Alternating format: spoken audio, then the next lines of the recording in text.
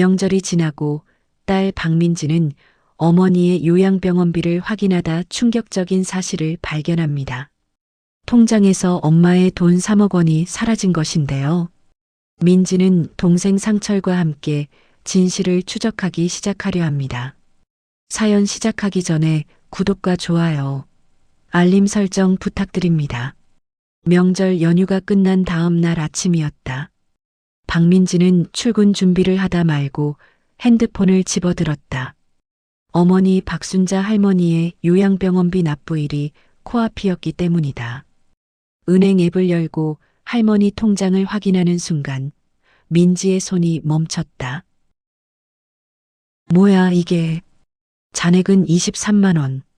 분명 지난달까지만 해도 3억이 넘게 있었다. 민지는 당황한 마음에 거래 내역을 재빨리 확인했다. 화면을 위로 쓸어 올리자 2달 전 날짜에 찍힌 거래 하나가 눈에 들어왔다. 이체 강민수 3억 원 마이너스 증여. 강민수? 이게 누구야? 민지는 이름을 되뇌며 기억을 더듬었지만 전혀 낯선 이름이었다. 친척 중에도 어머니의 지인 중에도 그런 사람은 없었다.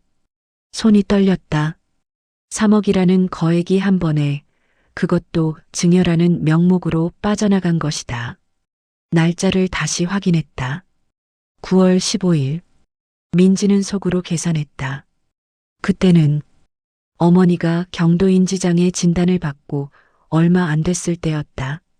그리고 그로부터 2달 뒤인 11월 초 어머니는 중증 치매 판정을 받았다.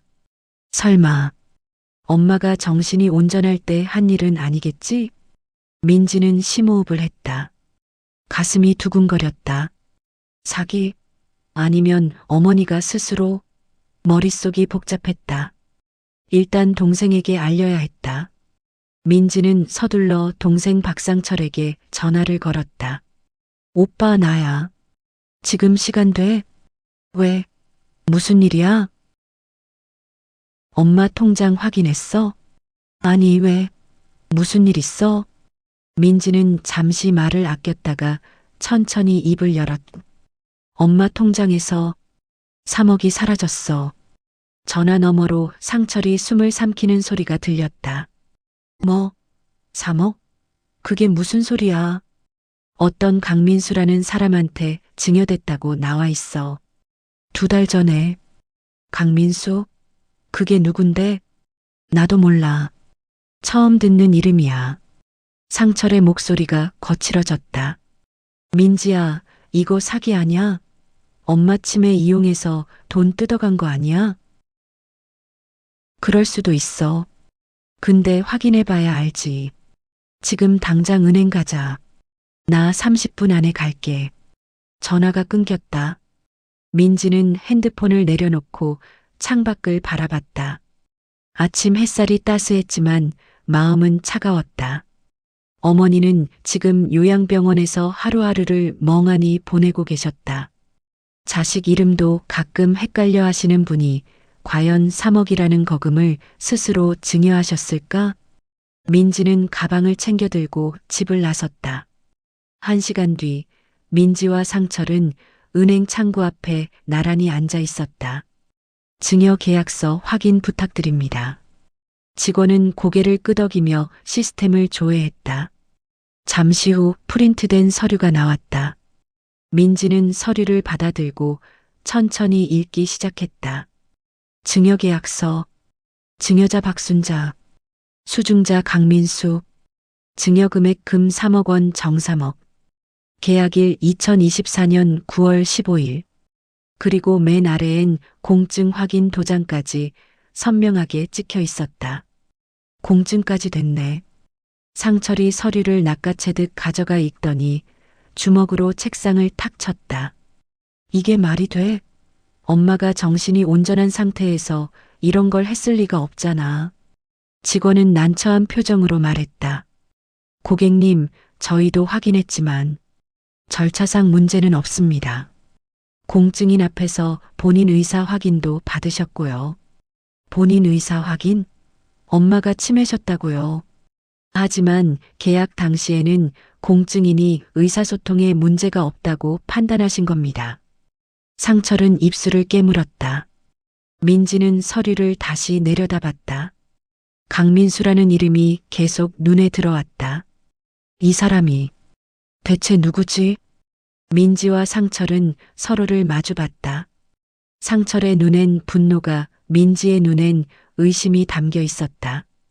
오빠, 이 사람 주소 확인할 수 있어요? 직원이 다시 조회했다. 네, 여기 나와 있네요. 엄마 집에서 5분 거리예요. 동 슈퍼마켓 주인으로 등록돼 있습니다. 슈퍼 주인? 민지는 고개를 갸웃했다. 슈퍼 주인이라니. 어머니와 무슨 관계일까? 상철이 벌떡 일어났다. 가자, 민지야. 당장 그 슈퍼 가서 따져봐야겠어. 민지도 자리에서 일어났다. 두 사람은 은행을 나와 차에 올라탔다. 내비게이션에 주소를 입력하자 5분 거리라는 안내가 떴다. 차 안은 무거운 침묵으로 가득했다. 상철은 핸들을 꽉 쥔 채 이를 갈았고 민지는 창밖을 보며 생각에 잠겼다. 엄마가 정말 스스로 주신 걸까? 아니면 5분은 금방 지나갔다. 차가 골목길에 멈춰섰다. 민지가 창밖을 보니 민순의 슈퍼라는 작은 간판이 보였다. 저기다. 두 사람은 차에서 내려 슈퍼 앞에 섰다. 민지는 숨을 한 번 크게 들이마셨다. 그리고 상철과 함께 슈퍼 문을 밀고 들어갔다. 사건이 본격적으로 시작되는 순간이었다. 문을 열고 들어서자 경쾌한 종소리가 울렸다. 슈퍼 안은 밝고 깔끔했다. 진열대엔 생필품들이 정갈하게 놓여 있었고 카운터 뒤에는 40대 초반으로 보이는 남자가 서 있었다. 그가 바로 강민수였다. 어서 오세요. 민수는 습관적으로 인사를 건넸다가 두 사람의 굳은 표정을 보고 미소가 사라졌다. 혹시 무슨 일이십니까? 상철이 한 걸음 앞으로 나섰다. 강민수 씨 맞습니까? 네, 그런데요. 박순자 할머니 아십니까? 민수의 얼굴이 순간 환해졌다. 아, 할머니. 당연히 알죠. 요즘 어떻게 지내세요? 한동안 못 뵈어서 우리 어머니한테 3억 받으셨죠? 민수의 표정이 굳었다. 잠시 침묵이 흘렀다. 그는 천천히 고개를 끄덕였다. 할머니 자녀분들이시군요. 답이나 하세요. 3억 받은 거 맞습니까? 민수는 한숨을 쉬었다. 그리고는 카운터 아래 서랍을 열어 투명 파일 하나를 꺼냈다. 안에는 서류들이 가지런히 정리돼 있었다. 받았습니다. 하지만 할머니께서 자발적으로 주신 겁니다. 파일을 카운터 위에 올려놓았다. 민지가 다가가 파일을 펼쳤다. 증여계약서, 공증서, 그리고 할머니의 도장이 찍힌 확인서까지 모든 서류가 완벽했다. 상철이 버럭 소리쳤다. 자발적으로? 치매 걸린 노인한테 도장 찍게 한 게 자발적이라고요? 저도 여러 번 거절했습니다. 하지만 할머니께서 계속 강하게 원하셨어요. 말도 안 돼. 우리 엄마가 왜 당신한테 3억을? 민수는 차분한 목소리로 말했다. 할머니는 저를 많이 의지하셨습니다. 외로우셨거든요. 그 말에 민지의 가슴이 철렁했다. 상철의 얼굴도 순간 굳었다. 그게 무슨... 할머니께서 남편분 돌아가시고 많이 힘들어 하셨어요. 제가 가끔 안부 여쭤보고 반찬 좀 갖다 드렸을 뿐인데 할머니는 자식보다 낫다고 하시면서 상철이 주먹을 쥐었다. 그래서요? 그래서 3억을 뜯어낸 겁니까? 뜯어내다니요. 저는 정말 거절했어요. 하지만 할머니가 내 마지막 소원이라고 하시면서 민지가 조용히 물었다. 증인 있습니까? 네. 할머니 친구분이신 이동훈 씨가 함께 계셨습니다. 상철이 비웃듯 말했다. 증인까지 준비했네요? 치밀하시네. 민수의 눈빛이 처음으로 날카로워졌다. 저를 사기꾼 취급하시는 겁니까? 아니면 뭡니까? 치매 노인 상대로 3억 받아 챙긴 게. 당시 할머니는 멀쩡하셨어요. 공증인도 확인했고 의사소통도 명확했습니다. 두 사람의 목소리가 높아졌다. 그때 안쪽에서 여자가 나왔다.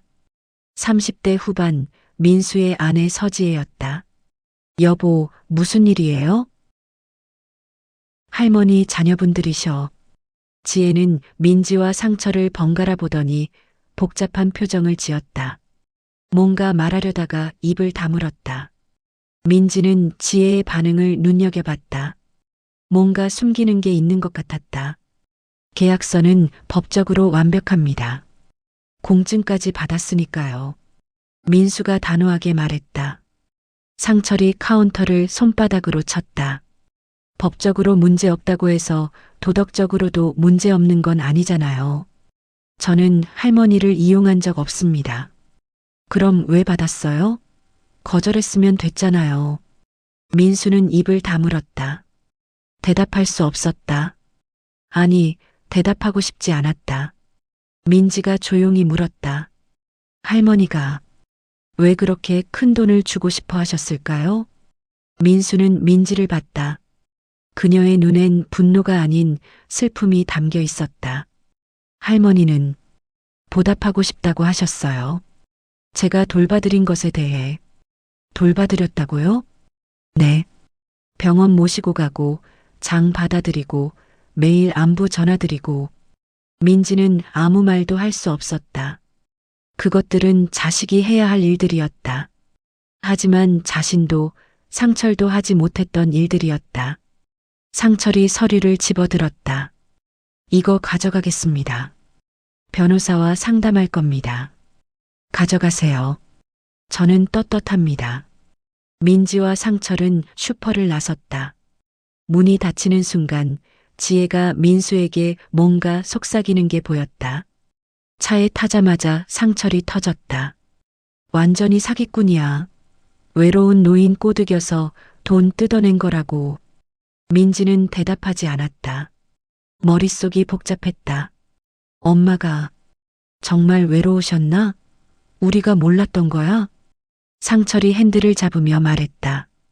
당장 변호사 찾아가자. 이거 무효 소송 걸어야 해. 그래야겠지. 민지는 창밖을 봤다. 슈퍼 간판이 점점 멀어졌다. 그 안에서 민수와 지혜가 무슨 대화를 나누는지 궁금했다. 그리고 무엇보다 어머니의 진짜 마음이 궁금했다. 차는 조용히 달렸다. 하지만 두 사람의 마음은 더 이상 조용하지 않았다. 민지와 상철은 곧장 요양병원으로 향했다. 차 안은 여전히 무겁고 답답했다. 상철은 계속 민수를 욕했지만 민지는 한마디도 거들지 않았다. 그저 창밖만 바라보며 생각에 잠겨 있었다. 엄마는 정말 뭘 생각하신 걸까? 30분 후 두 사람은 요양병원 4층에 도착했다. 복도는 늘 그렇듯 조용했다. 소독약 냄새와 노인들의 기침 소리만이 공간을 채우고 있었다. 402호. 민지가 문패를 확인하고 문을 열었다. 방 안은 따뜻했다. 창가 침대에 박순자 할머니가 앉아 있었다. 회색 가디건을 걸친 할머니는 창밖을 멍하니 바라보고 있었다. 바깥엔 앙상한 나뭇가지만 흔들리고 있었다. 엄마. 민지가 조심스럽게 이름을 불렀다. 할머니는 고개를 천천히 돌렸다. 몇 초의 지연이 있었다. 마치 소리가 한 박자 늦게 들린 것처럼. 누구야? 저예요, 엄마. 민지. 아, 민지. 할머니는 희미하게 웃었다. 하지만 그 미소 뒤에 진짜 알아본 건지 아니면 그냥 습관적으로 웃은 건지 알 수 없었다. 상철도 다가갔다. 엄마, 저도 왔어요. 상철이. 상철? 우리 아들? 네, 엄마. 할머니는 고개를 끄덕였다. 그러나 눈빛은 여전히 흐릿했다. 민지는 할머니 옆에 앉았다. 손을 잡았다. 차가웠다. 엄마, 오늘 기분은 어때요? 응, 좋아. 날씨가 좋네. 창밖은 흐렸다. 민지는 가슴이 먹먹해졌다. 상철이 참지 못하고 물었다. 엄마, 강민수라는 사람 알아요? 할머니의 표정이 변했다. 흐릿하던 눈빛이 순간 반짝였다. 민수? 네, 슈퍼하는 사람요. 할머니는 환하게 웃었다. 마치 어린아이처럼. 우리 민수, 착한 애지. 민지와 상철은 서로를 봤다. 할머니는 자식 이름도 헷갈리면서 민수의 이름만큼은 확실히 기억했다. 민지가 조심스럽게 물었다. 엄마, 민수 씨한테 돈 주신 거 기억나세요? 돈? 네. 엄마 통장에서 큰 돈이 나갔거든요. 할머니는 고개를 갸웃했다. 손가락으로 턱을 만지작거렸다. 얼마? 3억이요, 엄마. 3억? 할머니는 눈을 크게 떴다. 그리고는 고개를 저었다. 내가 그렇게 많이? 기억이 안 나는데. 상철이 다급하게 물었다. 그럼 왜 줬어요? 왜 민수한테 3억을 줬냐고요? 나 줬어? 할머니의 목소리가 떨렸다. 혼란스러워했다. 민지가 상철을 제지했다. 오빠, 진정해. 아니, 엄마가 기억도 못하잖아. 이게 사기가 아니면 뭐야? 할머니는 두 사람의 대화를 듣다가 갑자기 웃었다. 민수는 착해. 나한테 잘해줬어. 엄마, 그게 아니라 매일 왔어. 매일. 할머니의 목소리가 또렷해졌다. 밥 먹었냐고 물어봤어. 아프지 않냐고. 민지는 말문이 막혔다. 할머니는 계속 말했다. 너희들은 바쁘지. 알아. 다들 바빠. 엄마. 민수는 시간 냈어. 나한테. 상철이 이를 악물었다. 할머니의 말 한마디 한마디가 가슴에 박혔다.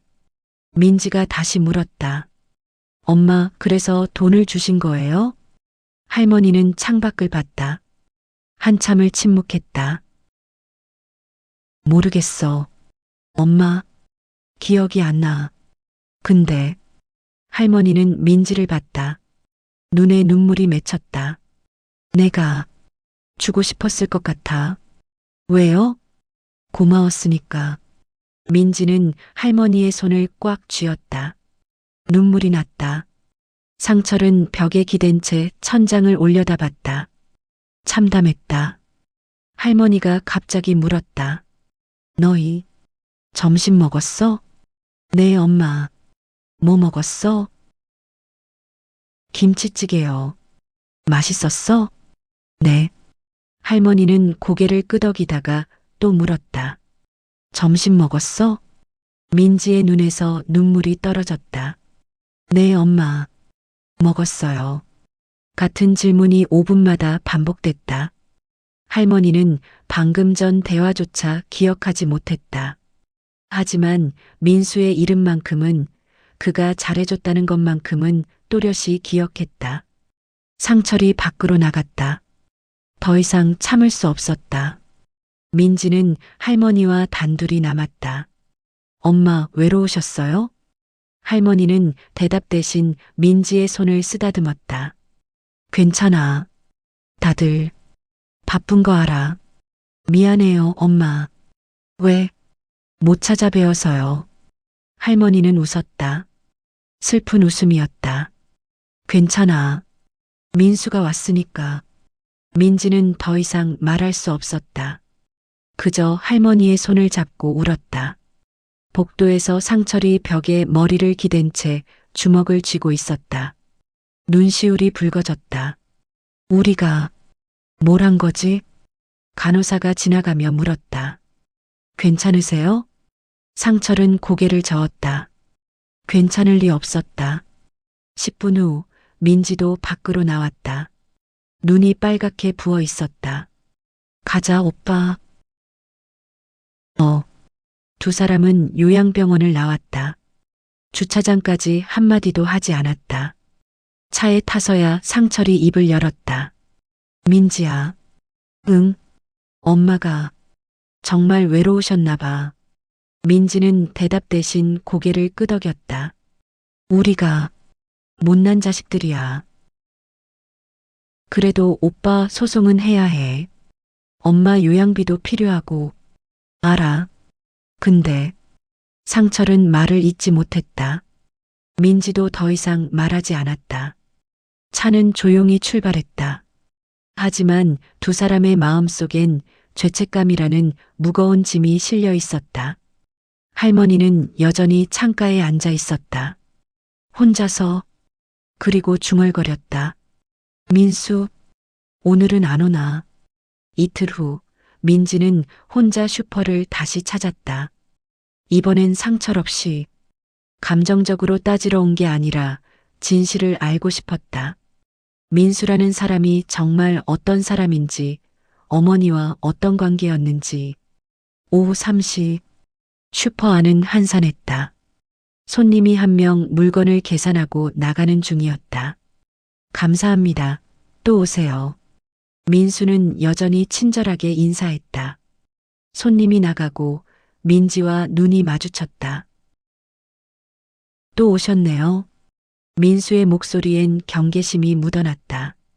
네. 이번엔 조용히 얘기하고 싶어서요. 민수는 잠시 망설이다가 고개를 끄덕였다. 앉으세요. 슈퍼 한쪽에 놓인 간이 의자를 가리켰다. 민지는 앉았고 민수는 카운터에 기댄 채 섰다. 뭐가 궁금하신데요? 솔직히 말씀해 주세요. 우리 엄마한테 왜 그렇게 잘해주신 거예요? 민수는 천천히 숨을 내쉬었다. 제 어머니도 치매셨어요. 네. 5년 전에 돌아가셨어요. 저는 그때 너무 바빴어요. 슈퍼 확장한다고, 돈 번다고. 민수의 목소리가 낮아졌다. 어머니 병원도 못 모시고 밥도 제대로 못 챙겨드렸어요. 돌아가시기 한 달 전에야. 정신 차렸죠. 민지는 조용히 들었다. 할머니 처음 봤을 때 우리 어머니가 생각났어요. 혼자 장 보러 오시는데 표정이 너무 외로워 보이셨어요. 그래서 도와주신 거예요? 처음엔 그냥 인사만 했어요. 근데 할머니가 좋아하시더라고요. 오늘도 안내하시면서. 민수는 잠시 말을 멈췄다. 그러다 보니 자주 안부를 여쭤보게 됐어요. 제가 못했던 걸 할머니한테는 해드리고 싶었던 것 같아요. 민지는 민수의 눈을 봤다. 거짓말하는 눈은 아니었다.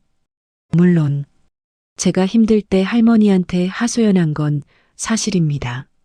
슈퍼가 어려우셨나요? 민수는 고개를 끄덕였다. 빚이 2억 있었어요. 확장하면서 대출 받았는데 장사가 안 됐어요. 3개월 안에 못 갚으면 경매였죠. 그 얘기를 엄마한테 하신 거예요?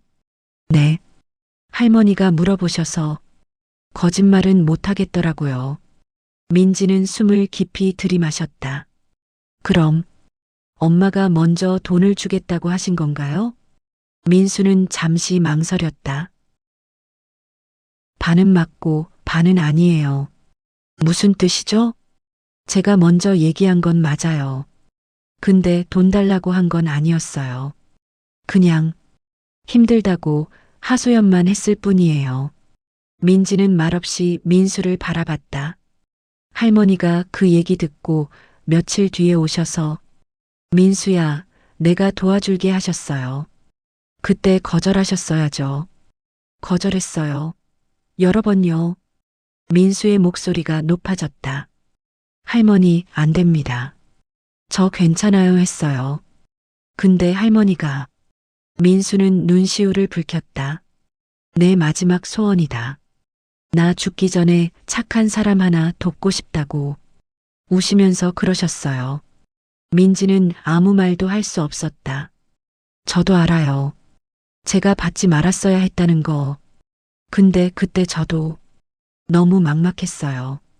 민수는 얼굴을 손으로 가렸다. 최선을 다해 갚겠습니다.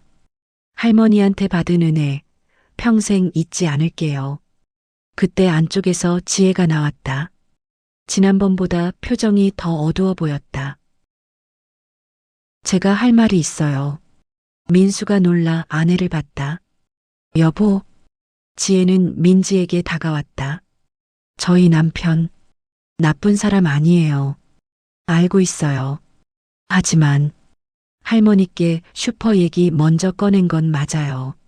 민수의 얼굴이 굳었다. 여보, 그만해. 아니야. 사실대로 말해야 해. 지혜는 민지를 똑바로 봤다. 할머니께 도움 요청하려고 계획한 건 아니었어요. 근데 남편이 할머니한테 제가 너무 힘듭니다 얘기한 게 2주 전이었어요. 그럼 할머니가 그 얘기 듣고 바로 은행 가신 거예요. 그리고 증여하셨고요. 민지는 침묵했다. 지혜가 가방에서 봉투 하나를 꺼냈다. 이거 드릴게요. 이게 뭔데요? 할머니가 증여하시고 며칠 뒤에 쓰신 메모예요. 저희한테 주셨어요. 민지는 봉투를 열었다. 안에는 떨리는 필체로 쓴 쪽지가 들어 있었다. 민수에게 준 돈, 내 진심이야. 후회 안 해. 착한 사람 도와서 기뻐. 마이너스 순자. 민지의 손이 떨렸다. 이게 엄마 글씨 맞네요. 네. 할머니가 직접 쓰셨어요. 민수가 조용히 말했다. 저도 이게 맞는 건지 모르겠어요. 받은 게 맞는 건지 거절했어야 하는 건지. 민지는 쪽지를 다시 봤다. 어머니의 마음이 느껴졌다. 할머니는 정말 좋은 분이셨어요. 민수가 과거형으로 말하자 민지가 고개를 들었다. 지금도 좋은 분이세요. 죄송합니다. 그런 뜻이 아니었어요. 민지는 자리에서 일어났다. 변호사랑 상담했어요. 소송 진행하기로 했고요. 민수는 고개를 숙였다. 그러세요. 하지만 민지는 잠시 망설였다. 오빠를 설득해 볼게요. 전액은 아니더라도 합의점을 찾아보자고. 민수가 고개를 들었다. 정말 그래 주시겠어요? 엄마가 원하신 일이니까요. 완전히 무시할 순 없어요. 지혜가 눈물을 닦았다.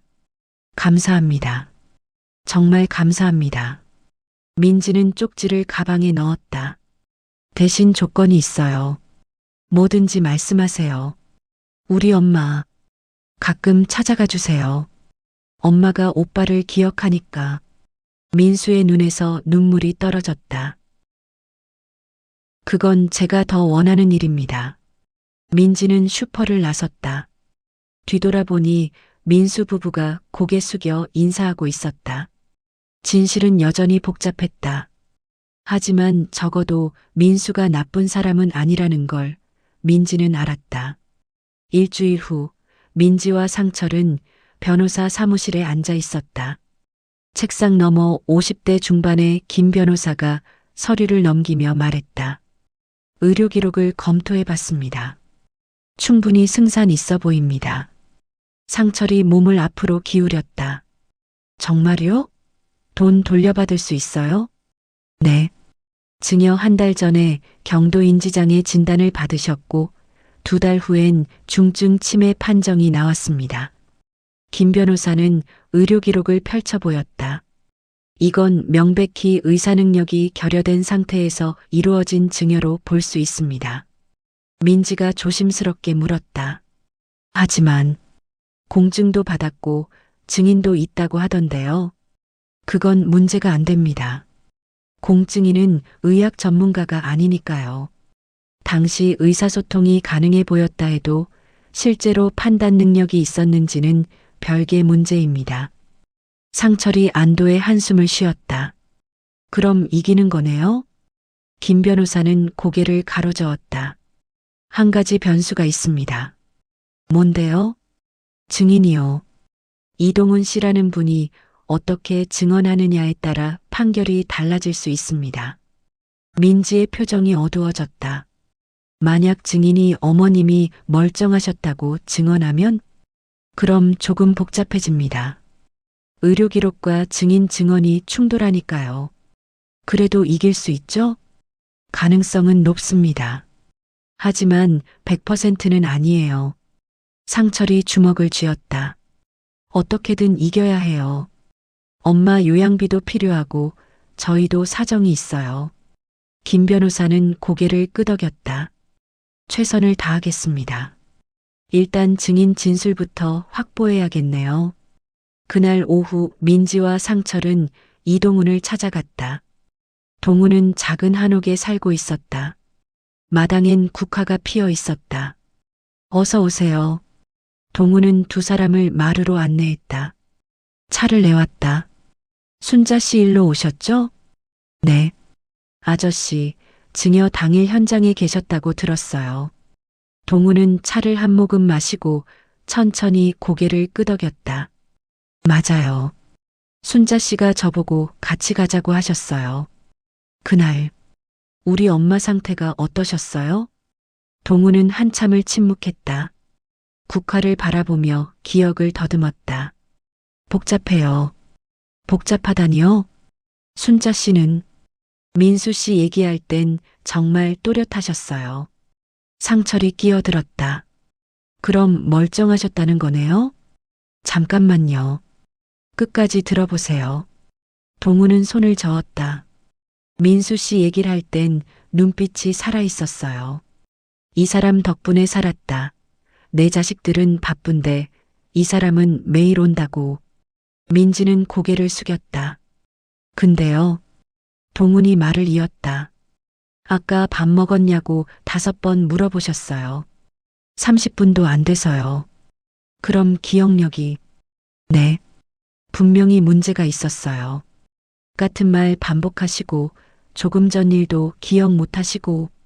상철이 답답해했다. 그럼 대체 어떻게 증언하실 건데요? 동훈은 두 사람을 번갈아 봤다.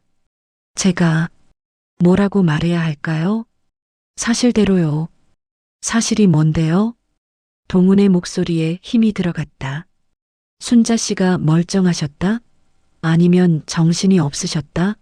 둘 다 사실이에요. 민지가 조용히 물었다. 아저씨 생각엔 엄마가 진심으로 주고 싶어 하신 것 같으세요? 동훈은 깊은 한숨을 쉬었다. 그건 확실해요. 네. 순자 씨는 민수 씨한테 정말 고마워하셨어요. 이 사람이 없었으면 진작 죽었을 거야 라고. 눈물 흘리시면서 상철이 벌떡 일어났다. 그래서요? 그래서 3억을 줘도 된다는 겁니까? 앉으세요. 동훈의 목소리가 단호했다. 저도 고민이에요.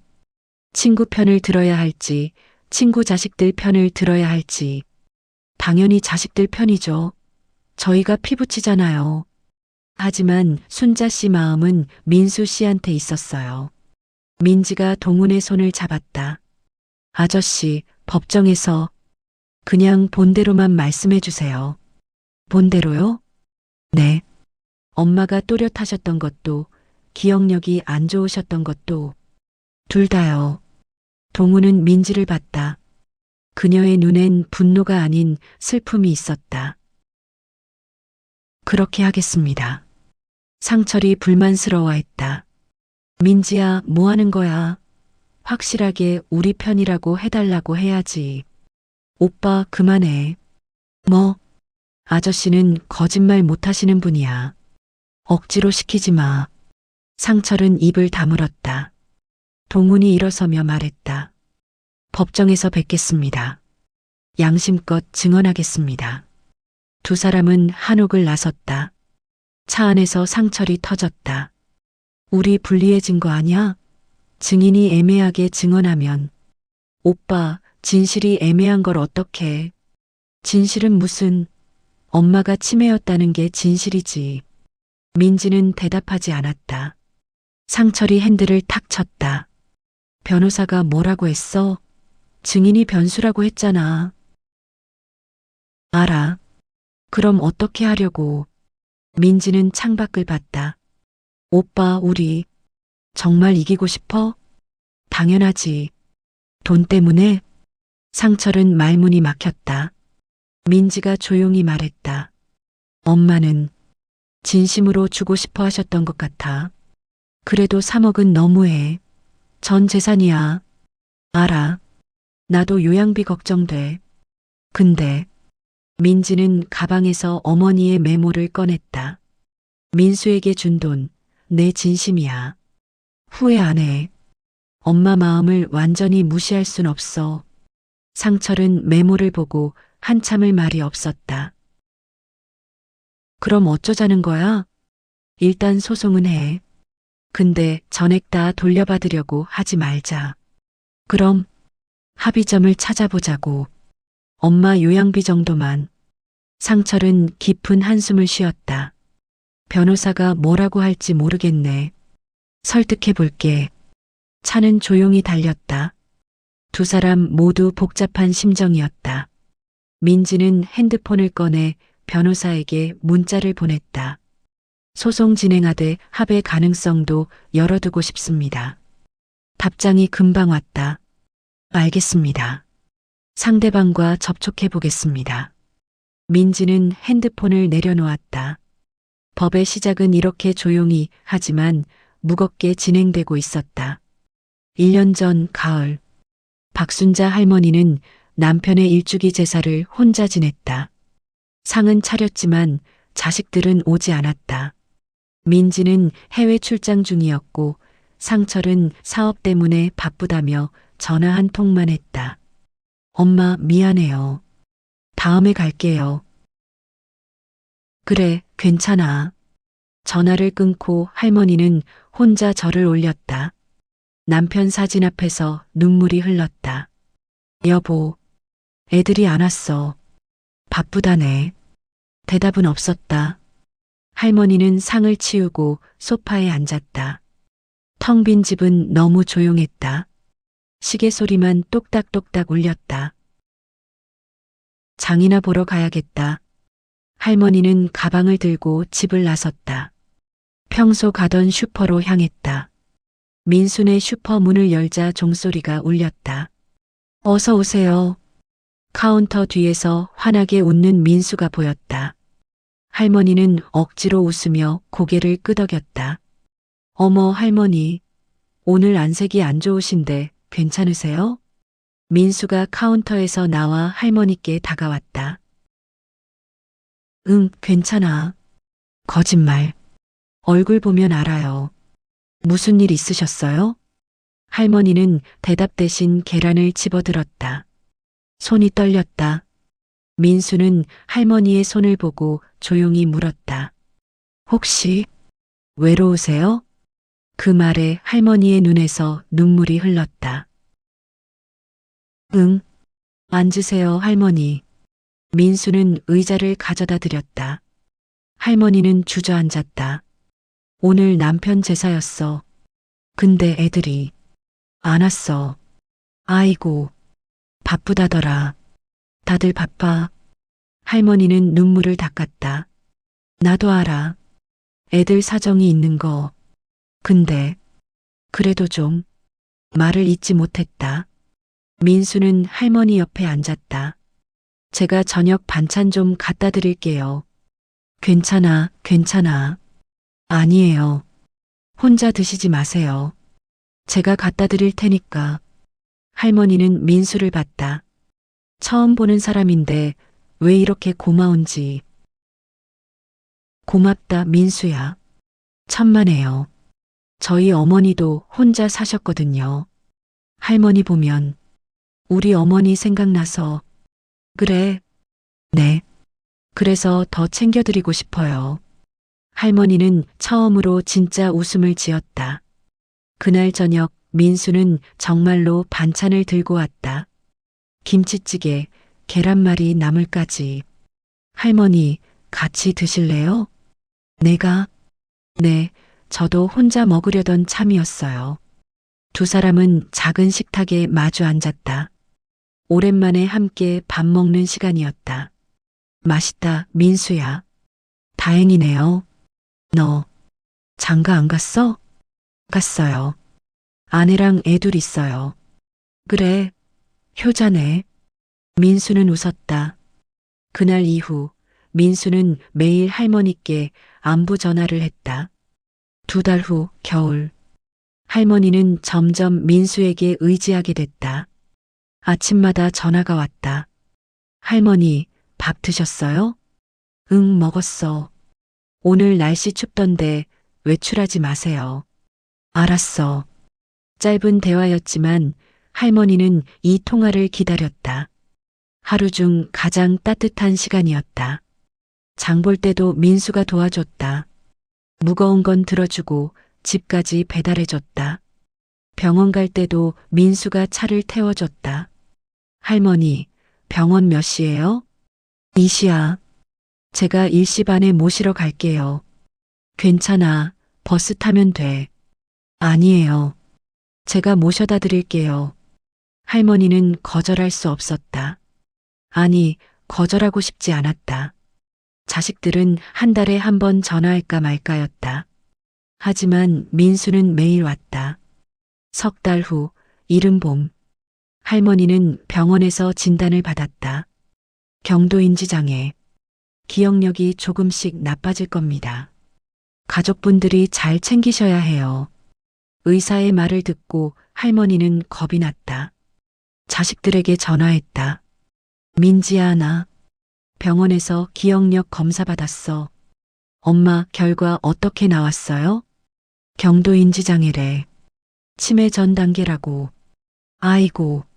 엄마 약 잘 드세요. 제가 다음 주에 갈게요. 그래.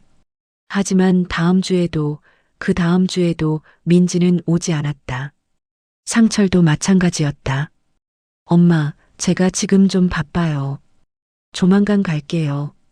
할머니는 더 이상 전화하지 않았다. 대신 민수에게 말했다. 민수야, 나 치매 올 수도 있대. 민수는 할머니의 손을 잡았다. 괜찮아요, 할머니. 제가 옆에 있을게요. 고맙다. 병원 약속 있으면 언제든 말씀하세요. 제가 모셔다 드릴게요. 할머니는 눈물을 흘렸다. 고마움과 슬픔이 뒤섞인 눈물이었다.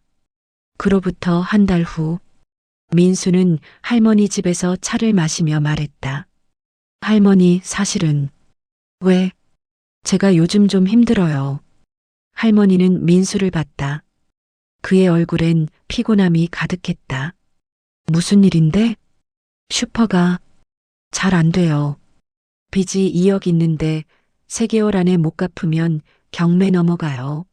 어머, 애들 학비도 내야 하고 아내도 아프고 막막해요.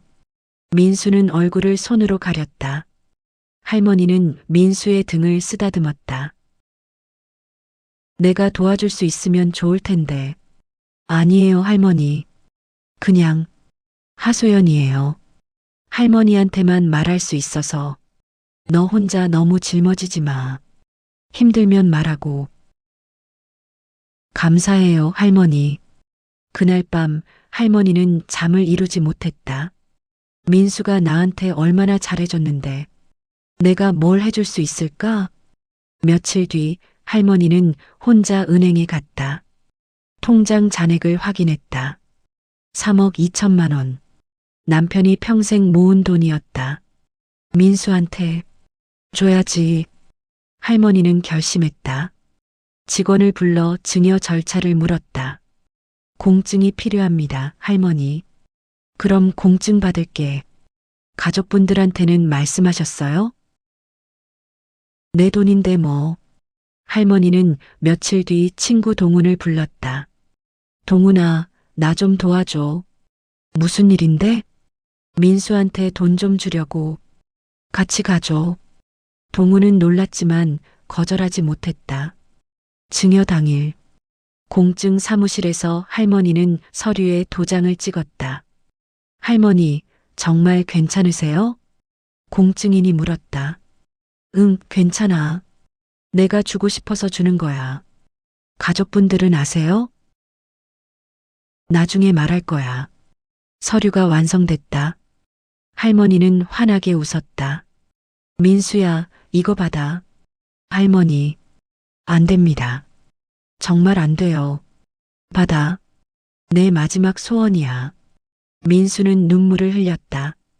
동우는 옆에서 지켜봤다. 할머니의 얼굴엔 행복이 가득했다. 하지만 동시에 할머니는 같은 말을 계속 반복했다.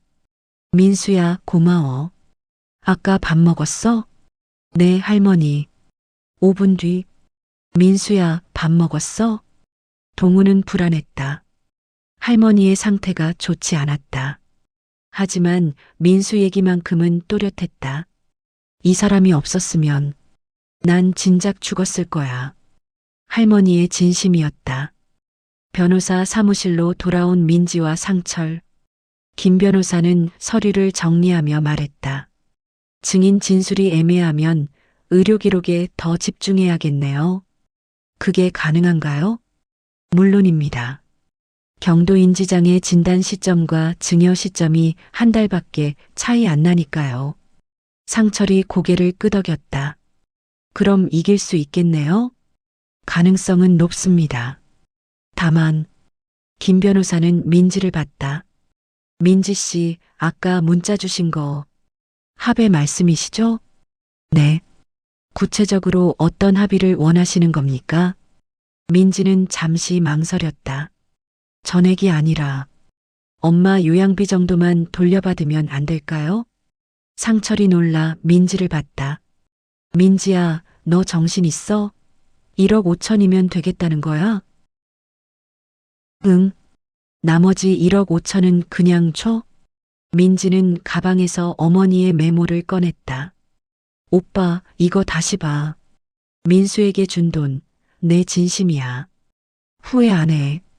상철은 메모를 보고 입을 다물었다. 김 변호사가 물었다. 어머님이 직접 쓰신 거죠? 네. 증여 며칠 후에 쓰셨대요. 변호사는 메모를 자세히 들여다봤다. 이게 법정에 제출되면 불리할 수 있습니다. 왜요? 어머님의 의사가 명확히 담겨 있으니까요. 본인이 자발적으로 주셨다는 증거가 될 수 있어요. 상철이 황급히 말했다. 그럼 이거 제출 안 하면 되잖아요. 하지만 민지가 조용히 말했다. 전 제출하고 싶어요. 뭐? 엄마 진심을 숨기고 싶지 않아요. 상철이 벌떡 일어났다. 민지야, 너 제정신이야? 우리한테 불리한 증거를 왜 내? 오빠, 우리 지금 뭐 하는 거야? 민지의 목소리가 높아졌다. 엄마 마음 무시하고 돈만 챙기려는 거야? 그게 아니라 3억이 전 재산이라고. 나도 알아. 근데 엄마가 주고 싶어 하셨던 거잖아. 두 사람의 목소리가 사무실에 울렸다. 김 변호사가 끼어들었다. 두 분 진정하세요. 일단 상대방 측과 접촉해 보겠습니다. 합의 의사가 있는지 확인하고. 민지가 고개를 끄덕였다. 감사합니다. 상철은 아무 말 없이 사무실을 나갔다. 밖으로 나온 상철은 담배에 불을 붙였다. 민지가 뒤따라 나왔다. 오빠. 뭐? 화났어? 상철은 담배 연기를 길게 내뿜었다. 화났냐고? 당연하지. 넌 지금 1억 5천을 그냥 버리자는 거잖아. 버리는 게 아니라 엄마 뜻을 존중하는 거야. 뜻? 치매 걸린 사람 뜻을 존중해? 민지는 상철의 눈을 똑바로 봤다. 오빠, 솔직히 말해봐. 오빠도 엄마 돈 생각했었지? 상철의 표정이 굳었다. 무슨 소리야? 사업 망하고 엄마한테 손 벌릴 생각 안 했어? 상철은 대답하지 못했다. 민지가 계속 말했다. 나도 마찬가지야. 엄마 돌아가시면 유산 얼마 받을까? 생각 안 한 적 없어. 민지야, 우리 둘 다 못난 자식들이야. 엄마 외롭게 만든 주제에 돈은 챙기려고 하고 상철은 담배를 던지고 짓밟았다. 그래도 3억은 너무해. 알아. 근데 민수 씨는 우리가 하지 못한 걸 해줬어. 뭘? 엄마 곁에 있어줬잖아. 매일. 상철은 아무 말도 하지 못했다. 민지가 조용히 말했다. 오빠, 우리 엄마한테 마지막으로 효도하자. 마지막 효도가 돈 포기하는 거야? 아니, 엄마 마음 존중하는 거. 상철은 한참을 서 있다가 고개를 끄덕였다. 알았어. 내 뜻대로 해. 고마워, 오빠. 두 사람은 주차장으로 걸어갔다. 며칠 후, 김 변호사로부터 연락이 왔다. 상대방 측과 접촉했습니다. 어떻게 됐어요? 강민수 씨가 합의 의사를 밝혔습니다. 민지는 안도의 한숨을 쉬었다. 조건은요? 1억 5천만 원을 돌려드리겠다고 했습니다. 나머지는 할머니 뜻을 존중하고 싶다고. 정말요? 네. 그리고 할머니 장례비도 자신이 부담하겠다고 했습니다. 민지의 눈에 눈물이 맺혔다. 또 한 가지 조건이 있습니다. 뭔데요? 할머니를 계속 찾아뵙고 싶다고 합니다. 민지는 울음을 참지 못했다. 상철도 옆에서 코를 훌쩍였다. 김 변호사가 말했다. 그럼 소송 취하하시고 합의서 작성하시겠습니까? 네. 좋은 결정이십니다. 일주일 후 합의 당일, 민지와 상철은 민수를 만나기로 한 카페에 앉아 있었다. 민수와 지혜가 들어왔다. 두 사람 모두 긴장한 표정이었다. 앉으세요. 민수는 봉투 하나를 꺼냈다. 합의금입니다. 1억 5천만 원. 민지는 봉투를 받지 않았다. 그 전에 할 말이 있어요. 네. 민지는 깊게 숨을 들이마셨다. 미안해요. 민수가 놀라 고개를 들었다. 저희가 엄마를 외롭게 만들었어요. 바쁘다는 핑계로. 아니에요, 그건. 오빠도 할 말 있대요. 상철이 어렵게 입을 열었다. 제가 처음에 오해했습니다. 사기꾼이라고 생각했어요. 괜찮습니다. 근데 알고 보니 형님이 진짜 효자셨더라고요. 민수는 고개를 저었다. 효자는 무슨, 저는 그냥, 아니에요. 우리가 못한 걸 해주셨어요. 지혜가 눈물을 닦았다. 민지가 봉투를 받으며 말했다. 이거 받을게요. 엄마 요양비로 잘 쓰겠습니다. 감사합니다. 대신 부탁이 있어요. 말씀하세요. 우리 엄마 계속 찾아가 주세요. 민수의 눈에서 눈물이 떨어졌다. 그건 제가 더 원하는 일입니다. 네 사람은 서로를 봤다. 처음엔 적이었지만 이제는 할머니를 사랑하는 사람들이었다. 민지가 말했다. 이번 주 일요일 같이 병문안 가실래요? 정말요? 네. 엄마가 오빠 보고 싶어 하실 것 같아서.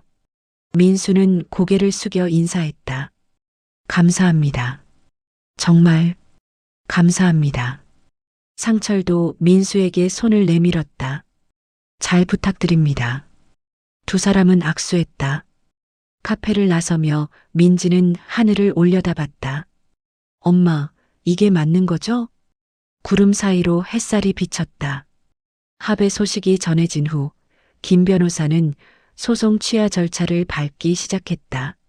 하지만 법원 일정상 이미 잡혀있던 첫 공판은 진행되기로 했다. 형식적인 절차였지만 법정에 서야 했다. 공판 당일 법정은 차가웠다. 형광등 불빛 아래 나무 의자들이 줄지어 놓여 있었다. 민지와 상철은 원고 측 자리에, 민수와 지혜는 피고 측 자리에 앉았다. 이미 합의했지만 아직 공식적으로는 대립관계였다. 판사가 입장했다. 제1호 법정, 증여 무효 확인 청구 사건을 시작하겠습니다. 김 변호사가 일어나 의료 기록을 제출했다. 피증여자 박순자 씨는 증여 한 달 전 경도인지장애 진단을 받았고 2달 후엔 중증 치매 판정을 받았습니다. 의료 기록이 판사 앞에 놓였다. 이는 명백히 의사 능력이 결여된 상태에서 이루어진 증여입니다. 민수 측 변호사가 반박했다.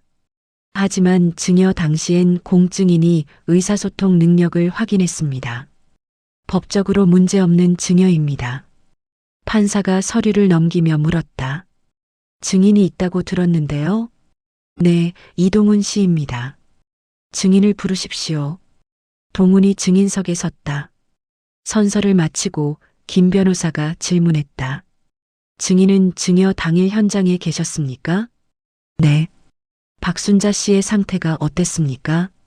동훈은 잠시 망설였다. 복잡합니다. 복잡하다는 게 무슨 뜻입니까? 민수 씨 얘기를 할 땐 정말 또렷하셨어요. 눈빛도 살아있었고 민수 측 변호사가 고개를 끄덕였다. 김 변호사가 다시 물었다. 하지만 다른 면도 있었습니까? 네. 구체적으로 말씀해 주시죠. 동훈은 깊은 숨을 쉬었다. 같은 말을 계속 반복하셨어요. 아까 밥 먹었어? 라고 30분 동안 5번 물어보셨습니다. 법정이 조용해졌다. 그리고 방금 전 일도 기억 못 하셨어요. 분명히 온전한 상태는 아니었습니다. 민지는 동훈을 봤다. 그는 괴로운 표정으로 증언하고 있었다. 판사가 물었다. 그럼 증인의 판단으로는 박순자 씨가 의사 능력이 있었다고 보십니까? 동훈은 한참을 침묵했다. 잘 모르겠습니다. 잘 모르겠다는 게 무슨 뜻입니까? 어떤 순간엔 멀쩡하셨고 어떤 순간엔 그렇지 않으셨습니다. 판단하기 어렵습니다. 판사는 고개를 끄덕이며 기록했다. 증인 증언 끝입니다. 동훈은 증인석에서 내려왔다. 민지에게 미안하다는 눈빛을 보냈다. 다음은 민수의 차례였다. 민수가 증인석에 섰다. 손이 떨리고 있었다. 판사가 물었다. 피고는 박순자 씨와 어떤 관계입니까? 이웃입니다. 슈퍼를 운영하는데 할머니께서 단골이셨어요. 왜 3억이라는 거액을 증여받게 됐습니까? 민수는 목이 메었다. 할머니께서 저를 많이 의지하셨습니다. 구체적으로 매일 안부 전화드리고 장 받아드리고 병원도 모셔다 드렸습니다. 그게 3억의 대가입니까? 민수는 고개를 저었다. 아닙니다. 저는 그냥 할머니가 외로워 보이셔서 목소리가 떨렸다. 판사가 다시 물었다. 증여 당시 슈퍼 사정이 어려웠다고 들었는데 사실입니까? 네. 빚이 얼마였습니까? 2억입니다. 그 사실을 박순자 씨에게 말했습니까? 민수는 고개를 숙였다. 네. 할머니께서 물어보셔서 솔직하게 말씀드렸습니다. 그리고 며칠 후 증여가 이루어졌다? 네. 법정이 술렁였다. 민수 측 변호사가 일어났다. 재판장님, 하지만 피고는 여러 번 거절했습니다. 할머니께서 강하게 원하셨던 겁니다. 판사는 민수를 봤다. 정말 거절했습니까? 네. 3번 거절했습니다. 하지만 할머니께서 내 마지막 소원이라고 하시면서 민수는 눈물을 참았다. 저도 그때 너무 힘들었어요. 슈퍼 잃으면 가족 생계가. 그래서 받았다? 네. 판사는 기록을 정리했다. 피고 증언 끝입니다. 마지막으로 할머니가 법정에 왔다. 휠체어를 탄 채 간호사의 도움을 받아 들어왔다. 법정 앞 모든 사람이 일어났다. 할머니는 멍한 표정으로 주변을 둘러봤다. 낯선 공간이었다. 판사가 부드럽게 물었다. 박순자 씨, 들리십니까? 할머니는 고개를 끄덕였다. 왜 이 자리에 오셨는지 아십니까? 모르겠어요. 민지는 눈물을 닦았다. 판사가 다시 물었다. 강민수 씨를 아십니까? 할머니의 눈빛이 잠깐 반짝였다. 민수? 네, 강민수 씨요. 할머니는 법정을 두리번거렸다. 민수를 찾았다. 민수, 어디 있어? 민수가 자리에서 일어났다. 할머니, 여기 있어요. 할머니는 민수를 보고 환하게 웃었다. 우리 민수 왔구나. 판사가 조심스럽게 물었다. 박순자 씨, 민수 씨에게 돈을 주신 거 기억하십니까? 할머니의 웃음이 사라졌다. 돈?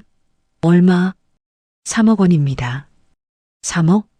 할머니는 고개를 갸웃했다. 내가 그렇게 많이? 기억이 안 나는데. 법정이 조용해졌다. 판사가 다시 물었다. 그럼 왜 주셨는지도 기억 안 나십니까? 할머니는 한참을 생각하다가 갑자기 눈빛이 또렷해졌다. 그 사람 참 따뜻했어요. 누가요? 민수. 우리 민수. 할머니의 목소리가 떨렸다. 내 자식들은 바빴나 봐요. 안 왔어요. 근데 민수는 매일 왔어요. 민지와 상철은 고개를 숙였다. 밥 먹었냐고 물어봐 줬어요. 아프지 않냐고. 할머니는 민수를 봤다. 고마웠어요. 정말 고마웠어요. 민수는 눈물을 흘렸다. 판사는 잠시 침묵했다. 증인 증언 끝입니다. 할머니는 다시 간호사의 도움을 받아 법정을 나갔다. 나가면서 중얼거렸다. 민수, 오늘 슈퍼 문 닫았어? 판사가 말했다. 쌍방 변호인, 최후 변론 준비되셨습니까? 김 변호사가 일어나려던 순간 민지가 손을 잡았다. 변호사님, 네. 이제 됐어요. 네. 민지는 판사를 봤다. 재판장님, 원고 측에서 소송 취하하겠습니다. 법정이 술렁였다. 판사가 물었다. 확실하십니까? 네. 피고 측과 합의했습니다. 민수가 놀라 민지를 봤다. 판사는 고개를 끄덕였다. 그렇다면 이 사건은 합의로 종결됩니다. 망치 소리가 울렸다. 법정이 끝났다. 법정을 나서며 민지와 상철은 복도에서 민수 부부를 기다렸다. 민수와 지혜가 나왔다. 두 사람 모두 눈이 빨갛게 부어 있었다. 고맙습니다. 민수가 먼저 고개를 숙였다. 민지는 고개를 저었다. 아니에요. 저희가 미안해요. 무슨, 엄마를 외롭게 만들어서요. 민수는 아무 말도 하지 못했다. 상철이 앞으로 나섰다. 민수 씨, 할 얘기가 있어요. 네. 근처 카페로 갈까요? 네 사람은 법원 근처 조용한 카페로 향했다. 창가 자리에 마주 앉았다. 한참 동안 아무도 말을 꺼내지 못했다. 커피만 식어갔다. 민지가 먼저 입을 열었다. 오늘 법정에서 엄마 보셨죠? 네. 엄마가 오빠한테만 웃으시더라고요. 민수는 고개를 숙였다. 죄송합니다. 왜 죄송해요? 제가 자식들 자리를 빼앗은 것 같아서. 민지는 쓴웃음을 지었다. 아니에요. 우리가 비워둔 자리를 오빠가 채워주신 거예요. 상철도 거들었다. 맞아요. 우리가 못난 자식들이었어요. 민수가 고개를 들었다.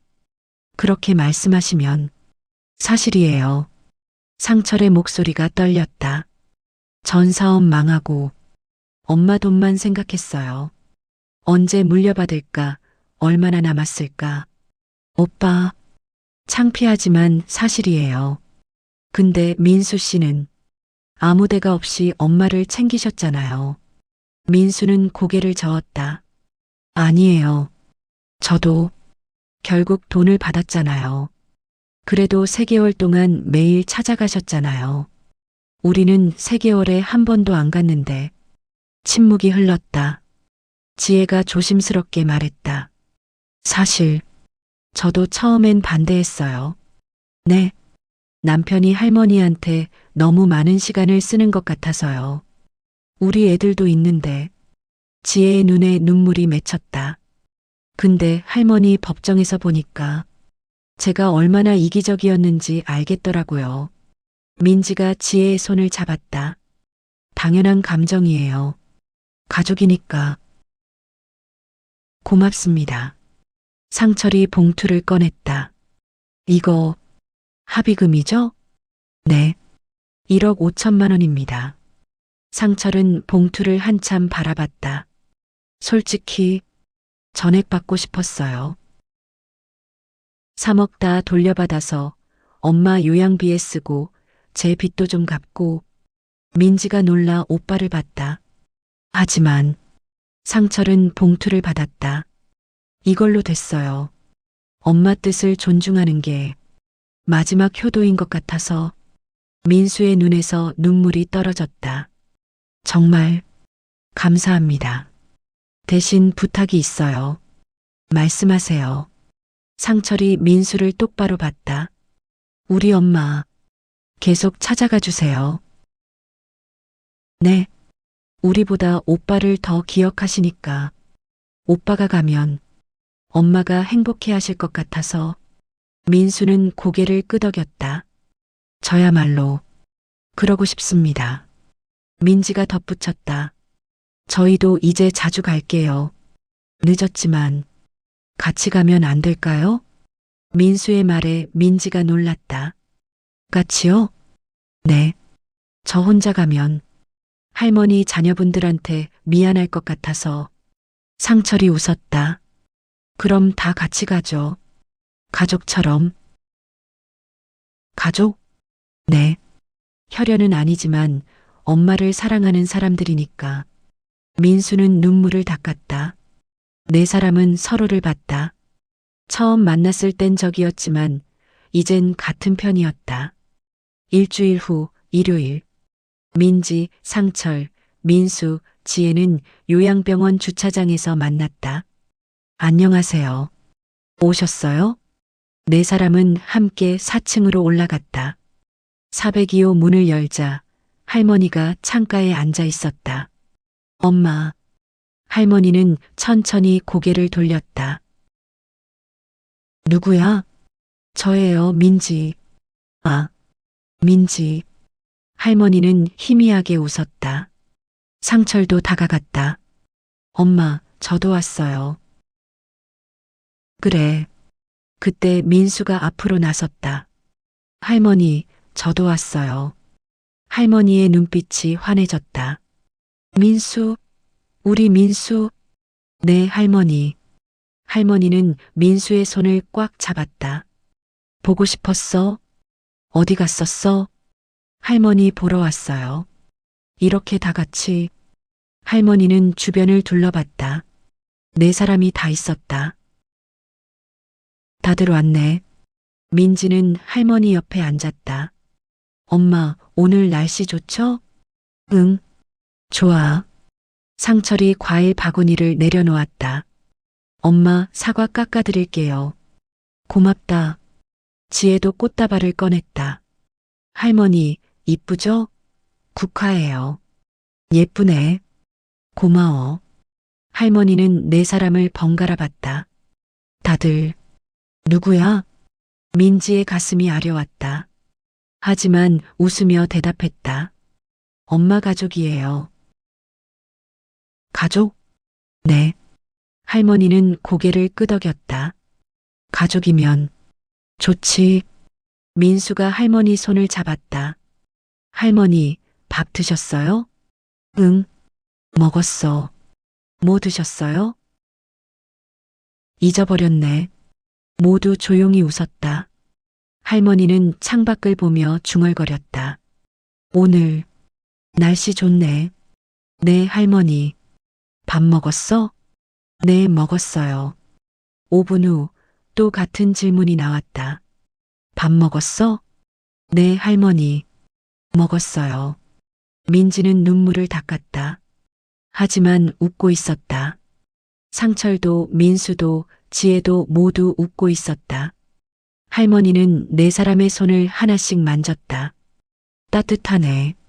엄마, 할머니. 고마워. 다들. 창밖으로 따뜻한 햇살이 들어왔다. 간호사가 지나가며 미소 지었다. 박순자 할머니, 오늘 손님 많으시네요. 응, 우리 가족이야. 간호사는 고개를 끄덕이며 나갔다. 민지는 어머니의 머리를 쓰다듬었다. 엄마, 이제 자주 올게요. 자주? 네. 이 오빠도 같이. 민수가 고개를 끄덕였다. 맞아요, 할머니. 매주 올게요. 할머니는 환하게 웃었다. 그럼, 좋지. 네 사람은 할머니 방에서 오후 내내 시간을 보냈다. 대화는 반복됐지만 마음은 따뜻했다. 해가 지고 작별 시간이 왔다. 엄마, 저희 이제 가요. 벌써? 네. 다음 주에 또 올게요. 그래. 조심히 가. 민수도 인사했다. 할머니, 다음 주에 또 뵐게요. 민수, 또 와? 네, 할머니. 매주 올게요. 할머니는 손을 흔들었다. 네 사람은 병원을 나섰다. 주차장에서 상철이 민수에게 말했다. 다음 주 일요일 2시에 봐요. 네, 꼭 오겠습니다. 민지도 지혜에게 인사했다. 고마워요. 같이 와주셔서. 아니에요. 저희가 더 고마워요. 네 사람은 헤어졌다. 차 안에서 민지가 말했다. 오빠, 우리 늦었지만 이제라도 잘하는 거 맞지? 상철은 고개를 끄덕였다. 응, 맞아. 엄마가 행복해 보이셨어? 그러게. 두 사람은 말없이 차를 몰았다. 하늘엔 별이 빛나고 있었다. 6개월 후, 계절이 바뀌었다. 여름이 왔다. 민지는 매주 일요일 오후 2시 어김없이 요양병원으로 향했다. 상철도 민수도 지혜도 마찬가지였다. 오늘도 네 사람은 주차장에서 만났다. 안녕하세요. 오셨어요? 이젠 인사도 자연스러웠다. 어색함은 사라진 지 오래였다. 함께 엘리베이터를 탔다. 민수 씨, 슈퍼는 요즘 어때요? 상철이 물었다. 덕분에 잘 되고 있어요. 빚도 다 갚았고. 다행이네요. 할머니 덕분입니다. 민수는 고개를 숙였다. 엘리베이터 문이 열렸다. 4층. 복도를 걷는 발걸음이 가벼웠다. 402호 문을 열었다. 할머니는 오늘도 창가에 앉아 있었다. 햇살을 받으며 눈을 감고 있었다. 엄마. 할머니가 눈을 떴다. 천천히 고개를 돌렸다. 왔어? 네, 엄마. 민지는 할머니 옆에 앉았다. 상철이 수박을 꺼냈다. 엄마, 수박 사왔어요. 시원한 거. 고마워. 민수도 꽃다발을 내밀었다. 할머니, 해바라기예요. 할머니 닮았어요. 할머니는 꽃을 받아들고 웃었다. 예쁘네. 지혜가 부채를 꺼내 할머니께 바람을 보내드렸다. 할머니, 덥지 않으세요? 시원해. 고마워. 네 사람은 할머니 주변에 둘러앉았다. 할머니는 네 사람을 번갈아 봤다. 너희들, 누구야? 이젠 익숙한 질문이었다. 민지는 웃으며 대답했다. 엄마 가족이에요. 가족? 네. 할머니는 고개를 끄덕였다. 가족이면 좋지. 민수가 할머니 손을 잡았다. 할머니, 오늘 기분 어때요? 좋아. 너희들이 와서 저희도 할머니 보러 오는 게 좋아요. 할머니는 민수를 봤다. 너, 누구야? 민수예요, 할머니. 민수? 할머니는 잠시 생각하더니 고개를 저었다. 기억이 안 나는데. 근데 얼굴이 좋아 보여. 민수는 쓸쓸하게 웃었다. 이제 자신의 이름조차 기억하지 못했다. 하지만 괜찮았다. 함께 있는 것만으로도 오후가 깊어갔다. 네 사람은 할머니와 도란도란 이야기를 나눴다. 할머니는 같은 질문을 반복했지만 아무도 짜증내지 않았다. 밥 먹었어? 네, 엄마. 먹었어요. 뭐 먹었어? 비빔밥요. 맛있었어? 네, 맛있었어요. 5분 후. 밥 먹었어? 네, 엄마. 먹었어요. 민지는 매번 같은 대답을 했다. 인내심이 아니라 사랑이었다. 창밖으로 석양이 지고 있었다. 할머니가 갑자기 말했다. 나 외로웠어. 네 사람이 할머니를 봤다. 언제요, 엄마? 예전에 혼자 있을 때 민지의 눈에 눈물이 맺혔다. 미안해요, 엄마. 뭐가? 자주 못 찾아와서. 할머니는 민지의 손을 잡았다. 괜찮아. 지금은 안 외로워. 엄마, 너희들이 오니까. 상철도 눈물을 닦았다. 민수는 할머니를 봤다. 할머니는 민수를 기억하지 못했지만 옹기는 기억했다. 할머니, 저희 매주 올게요. 매주? 네. 약속이에요. 할머니는 환하게 웃었다. 좋아. 약속? 저녁 6시 작별 시간. 엄마, 저희 이제 가요. 벌써? 네. 다음 주에 또 올게요. 할머니는 손을 흔들었다. 조심히 가. 민수도 인사했다. 할머니, 다음 주에 또 뵐게요. 너는 누구야? 민수는 웃었다. 친구예요, 할머니. 친구? 좋은 친구 같아 보여. 감사합니다, 할머니. 네 사람은 병원을 나섰다. 주차장에서 상철이 민수에게 말했다. 민수 씨, 오늘 저녁 같이 먹을래요? 정말요? 네. 저희 집에 놀러 오세요. 아내도 만나고. 민지도 거들었다. 지혜 씨도 같이요. 애들도 데려오세요. 지혜가 놀라 물었다. 정말 괜찮아요? 당연하죠. 이젠 가족인데. 민수는 고개를 숙였다. 감사합니다. 정말 감사합니다. 상철이 민수의 어깨를 두드렸다. 고마운 건 저희예요. 우리 엄마 챙겨주셔서. 아니에요. 저야말로. 그만하고 어서 가요. 배고파요. 네 사람은 웃으며 차에 올랐다. 그날 밤 민지의 집. 식탁엔 음식이 가득했다. 민수와 지혜의 두 아이들도 함께였다. 맛있게 드세요. 잘 먹겠습니다. 아이들이 신나게 먹는 모습을 보며 민지는 미소 지었다. 상철이 민수에게 물었다. 슈퍼 확장 계획은 어떻게 됐어요? 천천히 준비 중이에요. 급하지 않아요. 할머니 덕분에 기반 잡았네요. 민수는 고개를 끄덕였다. 평생 잊지 못할 겁니다. 민지가 끼어들었다. 민수 씨, 나중에 슈퍼 확장하시면 이름 바꾸는 거 어때요? 이름요? 순잔의 슈퍼. 우리 엄마 이름으로. 민수의 눈에 눈물이 맺혔다. 좋은 생각이에요. 상철도 동의했다. 그럼 간판에 할머니 사진도 넣고. 정말 그래도 될까요? 당연하죠.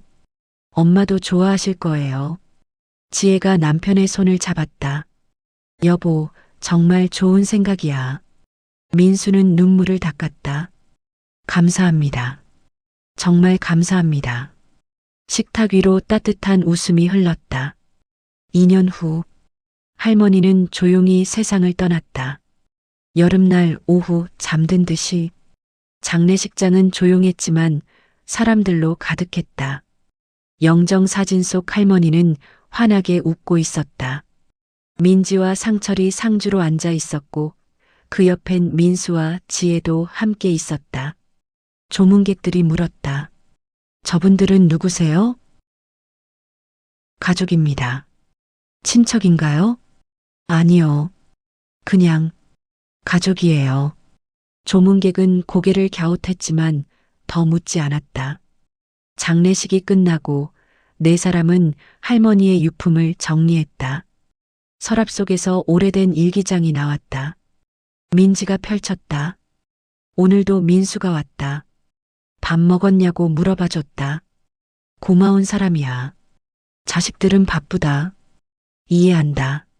하지만 가끔은 외롭다. 민수한테 돈 줬다. 애들이 뭐라 할까 걱정이지만 내 진심이었다. 마지막 장에 이렇게 쓰여 있었다. 나는 행복했다.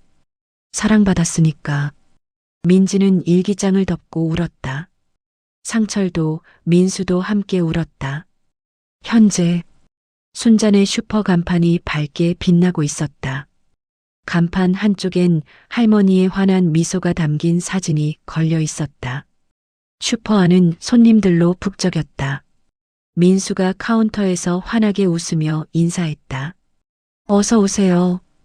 벽 한쪽엔 작은 액자가 걸려 있었다. 순자 할머니 덕분에 살았습니다. 평생 기억하겠습니다. 마이너스 민수 올림. 일요일 오후 민지, 상철, 민수, 지혜는 할머니 산소를 찾았다. 꽃을 놓고 절을 올렸다. 엄마 잘 계시죠? 할머니, 저희 왔어요. 바람이 불었다. 따뜻한 바람이었다. 민지가 중얼거렸다. 엄마, 우리 이제 가족이에요. 진짜 가족. 상철도 덧붙였다. 엄마가 맺어준 인연이에요. 민수는 눈물을 닦았다. 할머니, 고마웠어요. 제 인생 바꿔주셔서. 지혜도 함께 절했다. 네 사람은 한참을 산소 앞에 앉아 있었다. 말은 없었지만 마음은 통했다. 해가 지고 저녁 노을이 하늘을 물들였다. 이제 갈까요? 네. 네 사람은 일어났다. 다음 주에 또 와요. 그래요. 산을 내려가며 민지가 뒤를 돌아봤다. 할머니의 산소가 석양빛에 물들어 있었다. 엄마, 행복하세요. 우리도 행복할게요. 네 사람은 산을 내려왔다. 서로의 손을 잡고